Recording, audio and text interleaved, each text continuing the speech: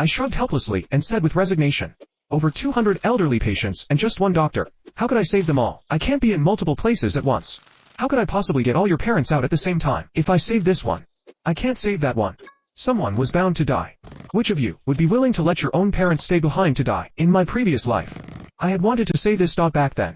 I desperately went to connect the backup power supply, but each power unit weighed over 150 pounds. After finishing, I collapsed from exhaustion. When I saw the elderly patients were all safe and sleeping peacefully, I felt it was worth all the hardship and fatigue. But when I woke up, everyone was accusing me of causing the elderly patients to suffocate to death. Even these family members, who had just been praising my ethics, believed it without a doubt. They beat and kicked me without letting me explain. Beating me to death. Saving lives was my duty. I didn't expect gratitude from everyone. But since they all thought I was a murderer, I might as well not bother. Before I finished speaking, the family members completely lost it. They angrily surged towards me, their imposing manner exactly the same as when they beat me to death in my previous life. Linda saw the moment had come and rushed up to slap me. "James, you're the head of our ICU. You just received an award last month. How can you be so inhumane? Your daughter righteously exposed the truth, but not only do you make excuses, you're here saying cold-hearted things. Who would be willing to let their parents die? Even if you only saved a few, at least it would show you tried your best, but you didn't save a single one. You're worse than an animal." Seeing the mother and daughter speaking in perfect unison, I sighed softly and didn't argue. I wanted to see how they would continue to frame me. Linda gave Emily a look. Emily immediately took out a pre-prepared video and played it for everyone at maximum volume. In the video, I was ranting like a madman, spewing complaints and vicious words. "Looking at you old geezers who won't die makes me sick. You're all 70 or 80 years old. Why don't you just die already instead of clinging to life? You're just wasting air and resources. What are you looking at?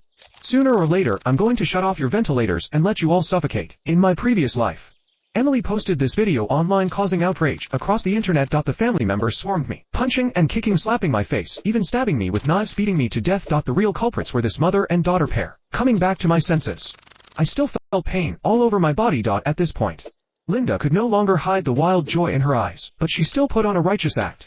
"James, I've been your wife for 20 years, yet I never realized you were a wolf in sheep's clothing. The whole hospital has power except your unit, and it just happens to be during your shift. You're the murderer." Emily shook her head in disappointment. "I don't have a father like you. You taught me to respect the elderly, but now you've killed 200 elderly patients with your own hands. You deserve to be cut into 1,000 pieces." Incited by the mother and daughter, the family members now all had bloodshot eyes like angry beasts ready to tear me to pieces. "Scum. I treated you like a life-saving benefactor. Tui. You're not even human. You butcher. My mom raised me through thick and thin, and you killed her. I'll make you pay blood for blood. We came from far away for you to save lives, but you killed my dad. I want your life." The family members, who had been kicking the door, now surrounded me from behind, about to attack. At this critical moment, a stern shout froze everyone. "Stop." Everyone turned to look. 7 or 8 police officers rushed in, separating the crowd. Someone reported that a doctor at this hospital abused his position to deliberately kill elderly patients. "Who is James? Come with us." The family members glared at me fiercely, their fingers almost jabbing my face. "It's this butcher who killed my dad. Arrest him and execute him. Why waste words on this scum? Kill him, a life for a life. Kill him."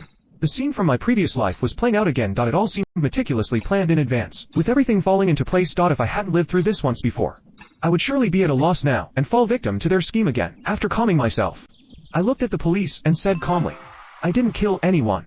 You need evidence to accuse me of murder. Otherwise it's malicious defamation and I will pursue legal action." Linda laughed coldly and immediately smiled ingratiatingly at the police officer. "I'm the one who called the police. I'm also his wife Linda, and a doctor at this hospital. I have ironclad evidence that can prove James killed 200 elderly patients." Hearing this, the police officers instantly became highly alert. 200 elderly patients. This is no joke. Can you take responsibility for what you're saying? Linda patted her chest and said, "The ICU has always had an independent power supply. Even if the whole hospital lost power, it shouldn't be possible here. But last night the power was out for 10 hours. It must have been deliberate. Also, I can guarantee with 100% certainty that James' fingerprints will be on the power switch." Seeing her speak so confidently, the gathered family members became even more enraged and tried to rush forward to hit me. If not for the police officers desperately holding them back, I would have been beaten to death already. Instead of retreating, I stepped forward and shouted, "If you kill me, you'll never know who really murdered your parents." Linda and Emily exchanged a glance, both looking a bit guilty before continuing to shout defiantly, "The evidence is irrefutable. Are you still trying to deny it? James, I advise you to confess quickly, or it will only get worse for you." "Officer, don't believe my dad's lies. Every time he does something wrong, he refuses to admit it. Take him away quickly." Some family members, who had hesitated after hearing my words, now all prostrated themselves, weeping bitterly. "Mom, your son is unfilial. I entrusted you to this heartless beast for treatment, causing you to die tragically. Officer, my dad had late-stage cancer. His last wish was to see his family again. Now it's all been ruined by this animal. A life for a life. He killed 200 elderly people. We'll give him 200 stab wounds, not one less. Looking at the over 100 wailing family members, the police officer angrily grabbed my arm. So many people are accusing you of being the murderer.